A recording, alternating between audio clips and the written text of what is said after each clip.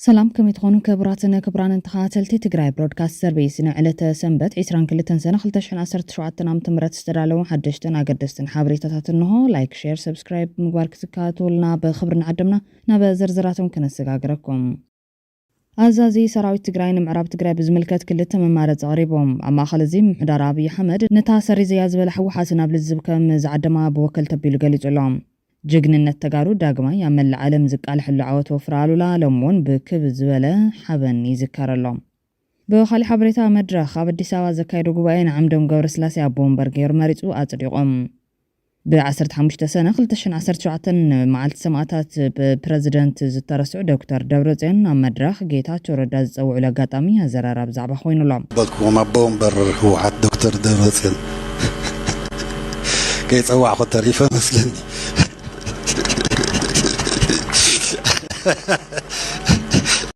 تقارو من أسي علامة زقبرة وفري ما سرتي يا بدي ساعة زملكت شعبية نفلم عوان حوحات زمسجن اللكونة قالت زعباتات نحيزنا غالبنا لنا حبراوز عن حيتكم سنة يخون بعسرت حمشت سنة خلتشن عسرت شعتن مع السماتات ببريزيدنت استرسعو دكتور دبرتين قروم كايلا مدرخ جيتاتو ردات أو علاقات أمي زرارة بزعبا خوينو لهم كابكت ما دبيت أستات عسرت كيلومتر نانفت معراب تقوعيسكا أبقبا قمت كزت تركفولي بوتات اللي مويا مودة تخلتشن عسرت سلسنا عم تمرت كمون مودة تخلتشن عسرت روعتنا عم تمرت كساورح مسكرم كلتشن عسرت حمشنا عم تمرت جقنا سراوي تقري حايلتات سنتت نمكات أبستخايدة كبير كوينات أبقبتات شنطرتات الميدان اللي مو يستخفى لمسواتي أب تاريخ قال سيز تقري وعلو فوليقيان جقنة استمزقوا المخاني ذكر مبل سالسان شوعاتن عمت سخر مع السماتات مخنيات بمقوار دما عزمتتهم جقان سواتنا مخان مقابر بخبري عارف اللهم أبز مدرخ مدرك اسمه عز جمرو دكتور دبرتين قرم كيل دبرتين جيتاتشو نافقو ولا زبلز أو عيت مغرابهم ما زرارة بزعب خوينو لا تمالين ايتا اماني الكتصوعو نايك ادم بصايم زخبر كايتا جيتاتشو ردايلهم زصوعو دكتور دبرتين قرم كيل نبعلمون قدم شوعات معلتات ببريزيدنت جنرال تادس وردا مع السماتات كي تصوعو تاريفهم لزنورو تماسال تጓንፈውን ንብዙሓት ዘዘራረበ ኮይኖም ጀነራል ታደሰ ወረደ ትጌጋ ዝተፈጸመት ናይ መደረ ጽሑፍ ኣቀዲሙ ተዳሊ ብምንባር ምዃኖም ገሊጾም እርማት ሂቦም ነይሮም በልስ ይፈቱ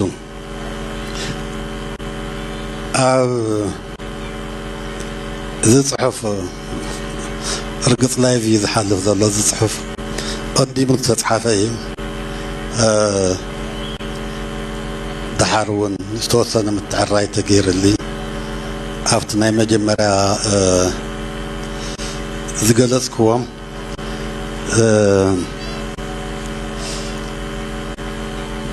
بخبر ونزبلكم بومبر هو عاد دكتور دبرتين كي يصوع خد تريفة مثلني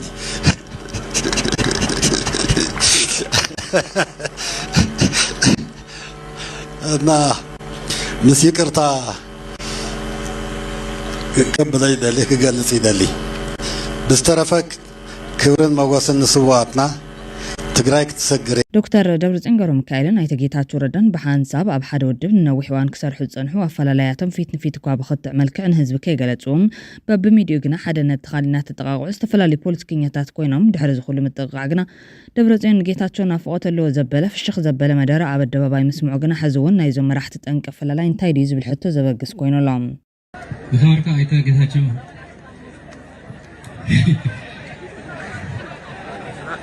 ጌታቸው የለን ተወርጋ አማኑኤል አሰፋ አይተ ጌታቸው ረዳ ሆነ ዶክተር ደብረጽዮን ሕድሕዶ መፈላላ ያለና ከማል ሓሊፎም ከም ታብ ካልኦት ዝረአ ዘልፋታትን ንድርታትን ሕድሕዶም ክናኸሱ ይተራዩን አይተ ጌታቸው ዶክተር ደብረጽዮን ገሮም ካል ብድኹም ውሳነታት ክናውፎም ዶክተር ደብረጽዮን ድማ አይተ ጌታቸው ብኽሕደት ክኸስተን ተዘኮይኑ ካብ ዘለለ ነገር ኣይራይን ነይሮም ድሕር መደረ ዶክተር ደብረጽዮን ዓወት 21 ሰነ መልኪቱ መልእኽቲ ጽሓፋ አይተ ጌታቸው ረዳ ብዛዕባ ዝበለ ነገር ኳን ተዚሃለው ነትዕለ ተመልኪቱ ኣብ ዝመሓላለፈ መልእኽቲ ግና 21 ሰነ መንሰይ ትግራይ መስተንክር ናይ ምስራሕ ብቕዓቱን ዓለም ዘመስከረ ኣብ ስልጣን ዝነበረን ዘሎን ላዕለዋይ መሪሕነት ሕወሓት ዓወታት ናብ ኪሳራ ናይ ምቅያር ገዚፍ ክእለት ብግብሪ ንህዝቢ ትግራይ ምርኣይ ዝጀመረ ላዕለትያ ክብረን ሞገስን ንጀጋና ዝብል መልእኽቲ ኣሕሊፎም እቲ ንባዕሉ እውን ዝፈሸልኩ እየ ዝብል መልእኽቲ ዘለዎ ጽሑፍ ዝዘርግሓ ኣማኻሪ ኣብይ ኣሕመድ ኮይኑ ዘሎ ፖለቲከኛ ወሲኾም ፍሽል መሪሕነት ውድብ ሎሚ እውን ብሽም ሰማዕታት እናምሓለን እናጣሓለን ውዒሉሎም ግን ድማ ሰማዕታት ዝተሰውዕሉ ዕላማ ኣይንታይን ክብል ወቂሶም بخالي حبريتا جقنا تقارو داقما يابن العالم زكال حلو عاوتو فرالو لالمون بكبز والحباني زكار اللهم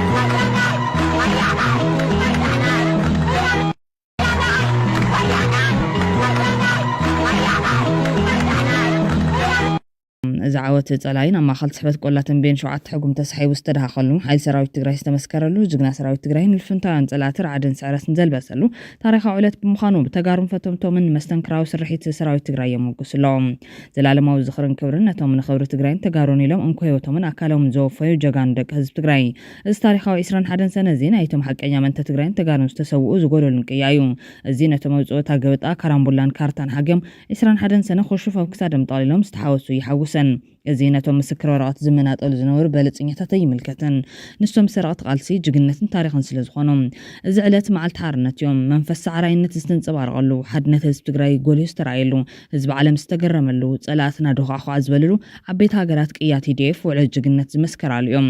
ነዚ ዕለት ተመልኪቱ መግለጽ ዘውጽእ ሳልሳውያን ትግራይ 21 ሰነ እንትንዝክር ብሔረ ትግራይ ዘርኢ ኣጽንቶት ከም ዝተፈጸሙሉ ንዝክር 21 ሰነ እንትንዝክር ህዝብ ትግራይ ደጋው ወጻእ ጭቆናን ባርነትን ሽከም እንግዳ كم زيولن ذكر 21 سنة تنذكر بهراونت صنعتن حبون دق تግራይ ተስፋ ዘስና እምበር ተስፋ ዝቆረጸሉ ከም ዘይኮነ ንዝከር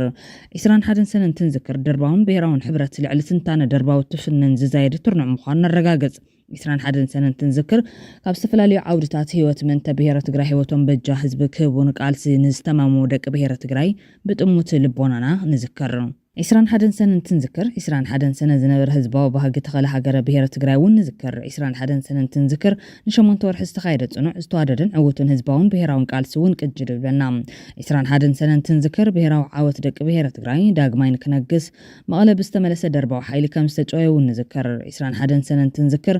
على حيل صر بهراونت تግራይ ሓደ ዕዮ ገዛ ምዃን ድማ ንኣመን 21 ሰነ እንትንዝክር መዘከርታ ዓርሞሽሽ ዓወት ህዝባውን ብሄራውን ቃልሲ ምዃኑን ንዝክር 21 ሰነ ተስፋ ባህጊ ተኸለ ሃገርነት ትግራይ ዝነገረት ዕለት ምንባራውን ንዝክር ዝበለ ኮይኖም ኣብ መወዳእታ 21 ሰነ እንትንሓስብ ስዋዕትናን ኣካል ዝኸፈሉ ጀጋኑናን ኢሉውን ኣብ መከራ ዘሎ ህዝብናን ውን ሓሲብና ድማ ንጉህ ብማል ጓይና ዓጣቕ ብሄራውነት ዓጢቑ ህዝብና ከም ባህጉ ምእንተ ክነብር ቃልስና ከንሕይል ድማ ቃልናቱ ኢሉሎም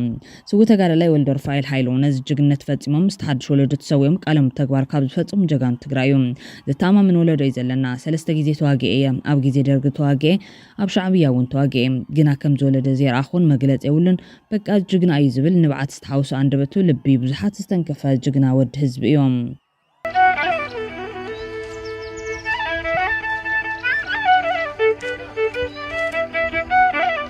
በቃ ዘታማም ትውልድ ይዘለና ህይወት ሰለስተ ጊዜ ተዋጊያለሁ ምክንያቱም ኣብ ደርግም ተዋጊየ ኣብ ሻዕብያም ተዋጊየ ግን ከም ትውልድ ዝያይርአኹ እቶም ብወልካይ ጅግና መግለጽ እዚ ትውልድ ምሁር መብዛሕትኡ ካብ ዩኒቨርሲቲ ዝመጸ እዩ أو والكاي بقعد وخنا وتدرنا سلطنا ما يسلطنا ناي تግራይ سمعي حزن حين فداي تولد حزن بقى أنا تولد زي تايم ياخد 100% جكنا تواقعي حد زعمن حدش تولدي زفترنا يتولدي زلو دقنا موزعت كلهم دقنا يعني احنا زولدنا يوم دقنا جن وتوزول كايدات بفرحي زي ترتر تقرأ يتولد زي يلا ውድብ ናጽነት ትግራይ ውን ዝኽሪ 40 ዓመት ብሄራዊ ዓወት ትግራይ ሰነ 21 ነመልኪቱ ኣብ ዝውጽእ መግለጺ ህዝቢ ትግራይ ሃገር እያ ብዝብላ ኢትዮጵያን ናጽነታ ከቢድ ዋጋ ብዝኽፈለላ ኤርትራን ከምኡውን ተስፋሕፋሕቲ ሓይልታት ምሓራም ግንባር ፈጢሮም ከም ብሄር ከጽንትዎ ብወርሒ ጥቅምቲ 2013 ነቋጽራ ገዝ ብዕልን ተወርዎ መሪሕነት ህወሓት ግዚኡ ኣብ ፍኸራን ሕቱኽቱኽን ስለ ዝሓለፎን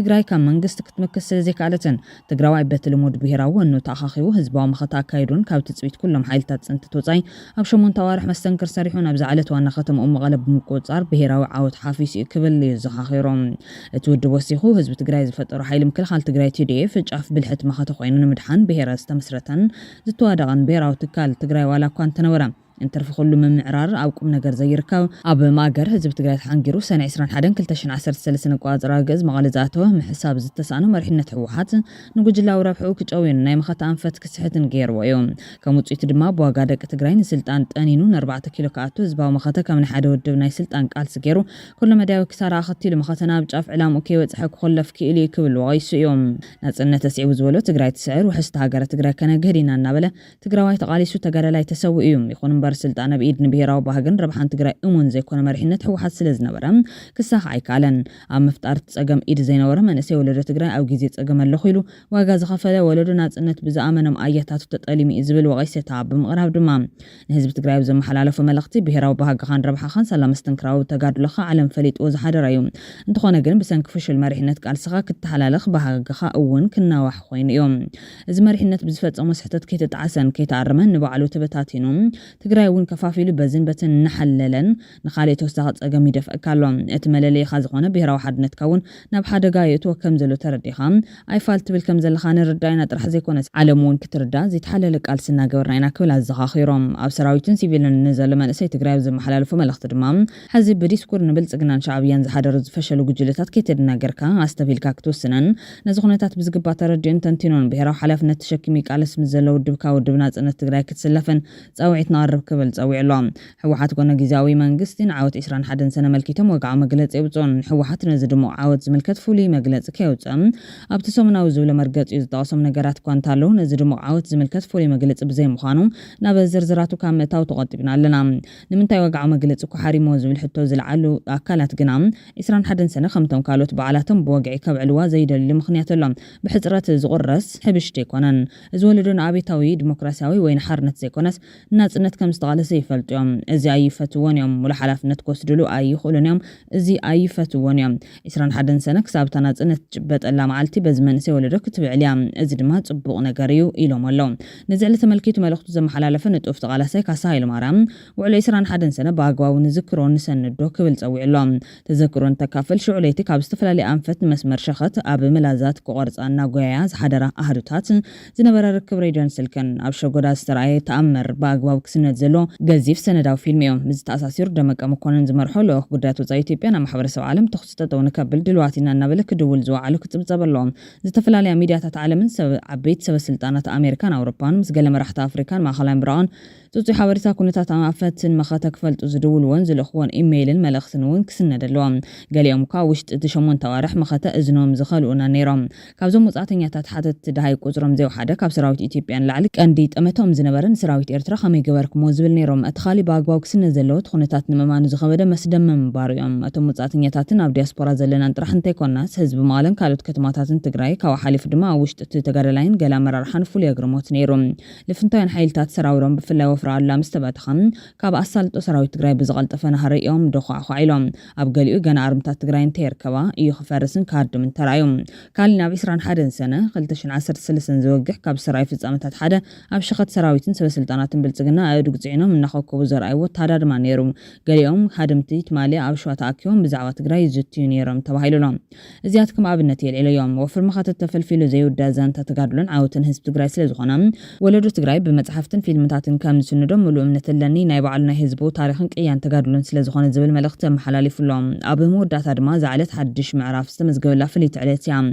أب تاريخ هزب تقراي نتب مغير عاوتي نيروم كوين قنا كابتون بمرحنة تقراي استحانشش عاوتات تحد خوينو حليفو لهم أبزي بوزحات حتوتات من العالي كال زبل فلاسفة أفتراري زرع قبو قنم اتقدم خينات زنور مرارحان انتت زي تنبيوك كلا خل زي كاله مرحنة نمنتاي زي حاتتم ويدما نمنتاي بعلو حلف نسي وسدم اتقدم ملاس كاب دبر رحان زنور بوليتكان وتدرام سنتات منيو حلف نتوسيدو لهم زكي أكل دمات كاب قدم خينات جمير بخفر قدلة دخمة زنور مرحنة نمنتاي دحرتت انتت أوكينات حلنا وتعسان نسحان غير كام مرحنة زي وردم نتبت دقاقام تفتين زودق مرحنة حزون نسو إذا ساقرن الكاب بخامي كتامن تخل اتحزو لمرحنة علام أنتايو من لا هزب تقرايك عسلو لزغل أجندا زي ولو مرحنة كميزو لتقرأيو كمرح بوزحات حتوتات اللونا كبل قالي طلعم سنة 21 ቅያ ጅግንነት ብሔራውያን መናእስያት ትግራይ ዘመስከረት እያ ግን ድማ 21 ሰነ ከም ዓወት ዓድዋ ከይትኸውን ጠንቃ እቲ ምንታይ ዓወት ዓድዋ ብመረብ ምላሽ ተሓፂሩ መረብ ማዕዶ ዘሎ ግዛቱን ህዝቡን ንጣልያን ኣህጊራ ሰሜንን ደቡብን ተጋሩ መቂላን ዘለዓለም ክፈላለዩ ጌርያ ሕዝውን ዳርጋ ፍርቂ ትግራይ ኣብይድ ወራሪ ኣህጊራ ፍርቂ ህዝቢ ፈቆዶም ዕቆብ በቲና ንምዕራብ ትግራይ ገዲፋ ትርከብ ከምቲ ንዓወት ዓድዋ ሲዕቡ ዘበነሽ ዝበሃል ናይ ሸዋ ወራር ሲሶ ህዝቢ ዝፀነተሉ ኩነታት ከይቕፅል ምጥንቀቕ ኣይደለይ ሓቂ እዩ ድሕሪ ዓወት ሰነ 21 እቲ ዝበዝሐ መስዋዕት ሰራዊትን ፅንተት ህዝቢ ተፈፂሙሉ ግዜ ኮይኑ ሓሊፉ እዮም ድሕሪ ሰነ 21 ህዝቢ ትግራይ ኣብ ትሕቲ ዕፅዋን ክባን ኣትዩ ብዘበኑ ርእይዎ ዘይፈልጥ ዓፀቦን ፅንተትን ይበፅሕዎም ድሕሪ ዓወት ዓድዋ ሽዑ ዝነበሩ ተጋሩ ርእዮሞ ዘይፈልጡ በደልን ፅንተትን ይበፅሕዎም እቲ ዝሕዝን ምምስሳል ኤርትራ ካሊእ መንነት ክትላበስን መወዳእታ እውን ሃገር ክትከውንን ዝገበረ ሳዕቤን ይስዒቦም ሕዝያ ምዕራብ ትግራይ ንዕዘቦ ዘለና እውን ምስኡ ዝመሳሰል እዮም ሓደ ህዝቢ እሞ ድማ ንትግራይ መውፅእን መእተውን በሪ እሞ ድማ ንትግራይ ሙሉእ ክምግብ ዝኽእል ወላድ መሬት እሞ ድማ 1.8 ሚልዮን ህዝቢ ዝነብረሉ ከባቢ ሓራ ከይወፅእ ዝድቃስ ሓደገኛ ምዃኑ እዮም ብ21 ሰነ ሓራ ወፅኤሉ በብዓመቱ ዝዕልልን ዝስዕስዕን ትግራዋይ ከም ዘሎ ከለዉ ን50 ዓመት ጭላንጭል ዓወትን ኬራይ ናብ መረበቱ ንምምላስ ተስፋ ከይረኽበ ሕዚ እውን ዝሳቕን ዝመውትን ዘሎ ተመዛባሊ ምዕራብ ትግራይ እንታይ ኢሉ ይኽበር ብዓወት ዓድዋ ናፃ ዘይወፁ ኤርትራውያን ዓወት ዓድዋ የኽብርዎ ዶ ኣየኽብርዎን እኮ እኳ ዳስ ንጣልያን ዝህገሮም ስለዝኾነ ይውግዝዎ ስለዚ ሙሉእ ዓወት ምስቲ ምቓር ምዕራብ ትግራይ ሓዊስ ከባቢ ወረርቲ ዘሎ ከባቢታት ናፃ ክወፁ ኩሉ ትግራዋይ ሓደ ክኸውን ይግባእ ታሪክ ክንፅሕፍን ክንዝንክርን ከለና ትፅቡቕን ጥዑምን ጎኑ ጥራሕ ዘይኮነ ስትሕማቕን መሪርን ጎኑ እውን ክንከትቦን ክንዝክሮን ኣለና ምክንያቱ ድማ ቀፃሊ ወለዶ ካብ ድኽመትና ጥንካረናን ምእንታን ክምሃር ዝብል መልእኽቲ ናይ ተዓዘብቲ እዮም ክብርን ሞገስን ነቶም ምእንተ ህልውና ትግራይን ቀፃልነት መንነት ትግራዋይነትን ክብርቲ ሂወቶም ዝገበሩ ሰማዕታትን ጉዳት ኣካልን ይኾን ትግራይ ብሩክ ትኩኒ የድብላ ትግራይ ድዋዕላ ኣባብ ሞቶን ተፋቱ ዛሉ ሃየት ገረት ትሪኻ ካብ ቀደሙ ብዛሓልካ ጠላቶም ካጠሚርካ እምነት ሓድነት ሃገራ መልሚልካ ኣንበሳ ባወሊና ጎበዛይ ሃገር ንበሻ ዓወት ቆልዓ ትግራይ ሓበንዝቡ ጎበዛይ ኣንበሳ ቆልዓ ትግራይ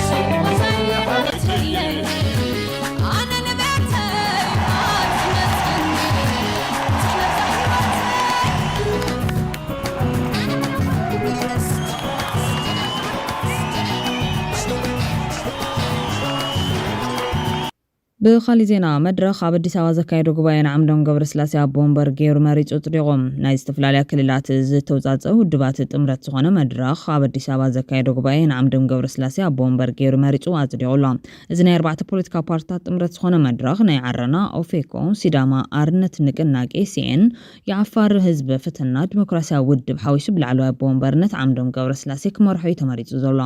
ብምክትል ድማ ንፕሮፌሰር መራራ ጉዲና ሓዊሱ ዝተፈላለየ መደባት ይብሎም ተጋሩ መናእሰይ ዕላማ ዝገበረ ወፍሪ ማእሰርቲ ኣብ ኣዲስ ኣበባ ቀፂሎም ኣብ ከተማ ኣዲስ ኣበባ መናእሰይ ተጋሩ ብሄራዊ መንነቶም ምክንያት ብጅምላ ይሰርለው ዝብሉ ፀብፃባት ምውፅኦም ስዒቡ ተሓላቲ ሰባ መሰላት መራሕቲ ፖለቲካዊ ውድባት ከምኡውን አንቃሕቲ ማሕበረሰብ በቲ ዝካየድ ዘሎ መንነት ተኮር ጅምላዊ ማእሰርቲ ስጋቶም እናገለፁ እዮም ካብ ዝተፈላለዩ ምንጭታት መሰረት ዝረኸብናይ ሓበሬታ ተጋሩ መናእሰይ ካብ ዝተፈላለዩ ከባቢታት ተኸትማ ብፍላይ ድማ ከባቢታት 22 ሳሬስን ተክለ ሃይማኖት እናተሓፈሱ ኣብ መደብራት ፖሊስ ብዘይ ክስ ይኹን ሕጋዊ ከለላ ይሰርለው ሂውማን ራይትስ ፋረስ ዝተባሃለ ትካል ተሓላቲ ሰባ መሰላት ነቲ ወፍሪ ማእሰርቲ ዘይሕጋውን ኣድልዎን ብምባል ዝገለጽ ኮይኑ ብቕልጡፍ ክፍትሑ ሓቲቱሎም ኣዛዚ ሰራዊት ትግራይ ንምዕራብ ትግራይ ብዝምልከት ክልተ መማረፂ ቀሪቡ ንዞባ ምዕራብ ጎቢጦም ዝርከቡ ወረርቲ ሓይልታት ሎም ሰንበት 22 ሰነ 2017 ዓ.ም ኣብ ከተማታት ሰቲት ሑመራን ማይካድራን መሬትና ሓሊፍና ይንህበን ንሕና ዘፈናቐልና የብልናን ተጨፍጭፍናን በራይ ጨፍጨፍናን ወያነ ክትወረና ትዳሉላ ዝብሉን ካልኦት መፈክራትን ብምሓዝ ሰላማዊ ሰልፊ ንክወፁ ትማሊ ጎስጓስ ይግበረ ምሽሎ ከምዚ ዓይነት ኣካይዳ ህዝብን ኣብ መረበቱ ብሰላማዊ መንገዲ ክምለስ ንዝግበር ፃዕርታት ዝተኣናቕፍን ተቐባልነት ዘይብሉን ኮይኑ ሓይልታት ጎንደርን ኣብዪ ኣሕመድን ኣብ ምዕራብ ትግራይ ዝነበረ ካርቶኦም ከም ዝፀንቀቑ ዘረጋገፀ ኮይኑላ ንትግራይ ብኩሉ ሸነኽ ከቢብካ ወይ ንምጥፋእ ንምንብርካኽን ዝተወጠነ ትልሚ ፈሺሉ ጥራሕ ዘይኮነስ ኣዘዚ ሰራዊት ትግራይ መንግስቲ ኣብዪ ኣሕመድ ሓዲኡ ክመርፅ ዘኽኣለ ኮይኑላ ወረርቲ ኣብ ምዕራብ ትግራይ ወልቃይት ንዓና ጥራሕ ዘይኮነስ ንኩሉ ኢትዮጵያዊ ስትራቴጂካዊ ቦታ እዩ ሕወሓት በዚ ዞባ ኣፅዋር ከእቱ ይኽእል እዩ ትግራይ እውን ምስ ወፃኢ ሃገራት ዘለዋ እንኮ መሬታዊ ደው ዝብል ፕሮፓጋንዳ ፈሺሉ ጥራሕ ዘይኮነስ ኣብ ትሕቲ ወረርቲ ጎንደር ዘሎ መሬት ትግራይ ክሓወሰ ኣብዚ ሕዚ እዋን ትግራይ ምስ ኤርትራ ህዝቢ ንህዝቢ ዝምድና ዝተጀመረ ልዕሊ 1000 ኪሎ ሜትር መሬታዊ ደው ካብ ቀይሕ ባሕር ድማ 200 ኪሎ ሜትር ርሕቀት ክህልዋ ስለ ዝገበራ ሓይሊ ሚዛን ናብ ትግራይ ኣዛዝዩሎም እቲ ትግራይን ኤርትራን ፈጺመን ይዕረቓን ዝብል ግምት ሒዙ ዝነበረ ኣብይ ኣሕመድ ከይተረፈ ሰራዊቱ ካብቲ ልዕሊ 1,000 ኪሎ ሜትር ዝንውሓቱ ደቡብ ክልቴን ሃገራት ምውፁ ዘጣዕሶ ኮይኑሎም ኣብይ ኣሕመድ ካብ ደባት ኤርትራን ትግራይን ዘውፀሉ ምኽንያት ኣብ ምዕራብ ትግራይ ብምድጋም ምዕራብ ትግራይን ወልቃይትን ህዝቢ ኣምሓራን ትግራይን ፈጺሙ ዘይራኸበሉ ለተርእዩ ንኢትዮጵያ ዝተዋሃበ ህያብ እዩ ከም ዝበለ ኣብ ቀረባ ዝወፁ ዘለው ፀብፀባት እናመላኸቱ እዮም ሰዎች ከሰሞኑ አቶ ታዬ ደንዳ ያደረጉትን ንግግር ተከትሎ ሚስጥሮችን ማውጣታቸውን ቀጥለዋል። እነዚህ ንግግሮች ባገዛዙ በተለይም በመካከለኛው የአመራር ከላይ የፈጠሩትን ከፍተኛ ውዥንብር ተከትሎም የብልጽግናው መንግስት በሚልካቸው አገልጋዮቹ በኩል ምላሽ መስጠት ላይ ተጠምዷል። ነገር ግን እንደ አቶ ጀዋር ገዱና ታዬ ያሉ ባለስልጣናት ከአብይና መንግስታቸው ጋር በከፍተኛ ኃላፊነት ደረጃም ሲሰሩ የነበሩ ናቸውና ያወጧቸው መረጃዎችን በመሰረታዊነት የሚቀየሩ አልሆኑም። የቀድሞ የኦህዴድ ከፍተኛ አመራር አባል የነበሩትና ከጠቅላይ ሚኒስትር አብይ ጋር ቅርብ ግንኙነት የነበራቸው ሚልኬሳ ሚደጋ ደግሞ ሌላኛው ሹም ናቸው። ከአቶ ለማ ከወልቃይት ከጀነራል ሰዓረና ከሌሎችም ጉዳዮች ጋር በተያያዘ ያላቸውን ተሞክሮ አቀርበዋል። አብይ በኢትዮጵያ ውስጥ ብዙ ወልቃይቶች እንዲኖሩት ይመኛል የሚሉት የቀድሞው ባለስልጣን ወልቃይት የአማራና ትግራይ ህዝብ መቼም የማይገናኙበት ሎተሪያችን ነው፣ ከፈጣሪ የተሰጠን ነው የሚል እምነት እንዳለ በየመድረኩ ይነገረን ነበር ሲሉም ያስታውሳሉ። ወልቃይት ጉዳይ በቃ አማራና ትግራይ መቼም እንዳይተባበሩ የምናደርግበት ወርቅ መሳሪያ ነች ይባላል። ይሄ እግዚአብሔር የሰጠን ነገር ነው። እኛ አልፈጠርንም፣ እሱ ላይ ካፒታላይዝ ማድረግ ብቻ ነው። የሽመልስ አብዲሳ ቤት በአደባባይ ይነገራል። በካቢኔያችን ውስጥ በኦሮሚያ ክልል ካቢኔ ውስጥ ይሄ የታወቀ ነው። በድርጅት ጽፈት ቤት ይሄ የታወቀ ነው። ይሄንን መጠቀም ከዛ በኋላ ምንም ስልጣናችን ላይ የሚመጣው የለም። መቀስቀሻ ለዲጂታል ይሄ ፌስቡክ እና የሶሻል ሚዲያ ሰራዊት የሆነ ጭርሰል ወልቃይት እንደነሽ ብሎ ፖስት ያደርጋሉ። ይኹን እምበር ኣብይ እዚ ካርቱ ስለዝተበልዐ ፕረዚደንት ግዜ ምሕዳር ትግራይ ናብ ኣዲስ ኣበባ ብምኻድ ምሕዳር ኣብይ ወይ ምምላስ ሉዓላውነት ትግራይን ተመዛበልትን ብሰላማዊ መንገዲ ክፍጸም ወይ ንዝመጽእ ኩናት ሓላፍነት ክወስድ ክልተ ኣማራጽታት ከም ዘሎ ረዲኡሎም። ትግራይ 360 ዲግሪ ተኸቢባ ከላ ዝደልዮ ክገብር ዘይወቕዐ ምሕዳር ኣብይ ሕዚ ምስ ዘሎ ኩነታት ናብ ኩናት ክምለስ ትጽቢት ከም ዘይግበረሉ እዮም ተዓዘብቲ ዝገልጹ ዘለዉ። ሌተናል ጀነራል ፍሳም ሃንጁስ እውን ኣብ ዝተደሪኹ ኣብ ዝሃቡ ሓበሬታት እንኮኑ ትግራይ ከልኪሉ ዘሎ ምሕዳር ኣብይ ኣሕመድ ምዃኑ እዩ አስሜሩሉ ዘሎም ጠላትና ንተጸልማት ክነውሕ እዮም ዝጽዕሩ። ንትግራይ ዘይኸበረት ኢትዮጵያ ንማንም ክትኽብር ኣይትኽእልን። ሕገ መንግስቲ ዘይኽበረ መንግስቲ ብምንታይ ክኽበር ይኽእል? መንግስቲ ንዜጋታቱ ማዕረ እንተኽብር እዩ ዝኽበር። ሰላም እንትፈጥርን ወንጽታት ብሰላም እንተኣልን እዩ መንግስቲ ዝኽበር። እዚ ንሪኦ ዘለና ግን ነዚኦም ዝምልስ ስርዓት ዘለዎ ኣካይዳ ኣይንርእን ዘለና። ብቐሊሉ ንምግላጽ ናይ ምዕራብ ትግራይ ኣመሓዳሪ ናይ ኣምሓራ ብልጽግና ማእኸላይ ኮሚቴ ኣመሓዳሪ እዩ። ናይ ብሓቂ ህዝቢ ትግራይ ቋንቋኡ ከይዛረብ፣ ብቋንቋኡ ከይመሃር፣ ብቋንቋ ኣምሓርኛ ክመሃር ሕገ መንግስቲ ዝፈቅድ እዩ? ግቡእ ድዩ? ሕዝቢ ሰሓሪ መሪፅዎ ድዩ ቋንቋ? ናይ ብሓቂ ትግራዋይ መማሓደሪ ኣብ ምዕራብ ትግራይ ተሳኢኑ ድዩ? እቲ ምሽጥር ካልእ እዩ። ብኣማይት ኣሽሓት ኣፈናቒልካ ውዕል ስምዕነት ፕሪቶርያ ክፍፅም እየ ኢልካ ብኣሽሓት ዝቑፀሩ ናይ ኣምሓራ ተወለድቲ ከዓ ኣብ ምዕራብ ኣስፊርካ ናይ ብሓቂ ሰላም ክፍጠር ድልየት ኣሎ ድዩ? ንሕና ልዕላውነትና ዝኸልከለና ዝብድል ዘሎን ናይ ፌደራል መንግስቲ ኢና ንብል። ናይ ኣምሓራ ተላኣኽቲ ክህሉ ይኽእሉ። ንሕና ምስ ኣምሓራ ፅልእ የብልናን ኣይነበረናን እውን ንወደፊት እውን ኣይህልወናን። ሰላም ዝደሊ ህዝብን እዮም ብክልቲኡ ይገፁ ዘለዉ። ነገር ግን ክንጓለስ ክንጸላእ ዝደልዩ ሻዕ ዝኾኑ ብጥንቃቐ ምእላይን ሰላማዊ ፍታሕ ምድላይን ዘድሊ ምዃኑ ብእግረ መንገደይ ገልጽ ደሊ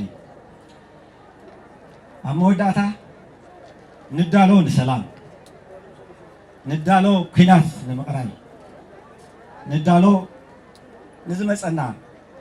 ሓደጋ ስዒርና ንምውፃእ ባዕላና ከም ታሪኽና ዝሕብሮ ንፅሕትሮ ኩናት ተራእዩ ተሰሚዑ ይፈልጥን ካብ ውሽጢ ወረርትን ካብ ደገ ወረርትን ትመፁ ህዝብና እንትውድሉ ከም ንህብ ዝዓስል ህዝብን ንታሪኹ ዝጭነቕን መንነቱ ዝሕርን ህዝቢ ስለ ዘለና ስዒርና ኢና ንወፅእ እምበር ኩሉ ግዜ ሰላምን እዩ ሕርያና ምሽጥር ዓወትና እውን ቅድሚያ ንሰላም ስለ ዝህቡ እዩ ሳዕራይነትና ዘረጋግፅ